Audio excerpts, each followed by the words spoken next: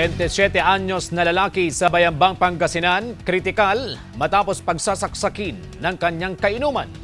Nag-aalerto Kim Banderlipe. Sugatan ng 27 anyos na si Justoni Castillo matapos pagsasaksakin ng kainuman sa barangay San Libo, Bayambang, Pangasinan. Nakilala ang suspect na si Alex Layacan, 26 anyos. Nagkaroon sila ng inuman and then itong biktima at suspect nagkaroon sila ng hindi pagkakaunawan at nauwi sa mainitang pagtatalo.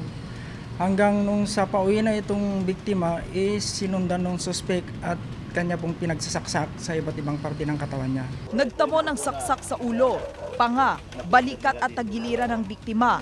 Pinaghahanap ng otoridad ang tumakas na suspect. Hindi patukoy ng pulisya kung anong klaseng patalim ang ginamit ng suspect sa krimen. Ayon sa ina ng suspect, wala na raw silang kontak sa anak. Manainuman iraja pero siya balo umaratitagoy. Nun kin manggugulo ara kin botang lara ay. Nagpapagaling sa ospital ang biktima. Medyo ang kakakapoy lang tikuno ta may taluran alarm ya sugat to si katuma so kinto kuno kakakapoy to. Patuloy ang investigasyon ng pulisya sa insidente. Kim Banderlipe, naghahatid ng Balitang Amiyanan.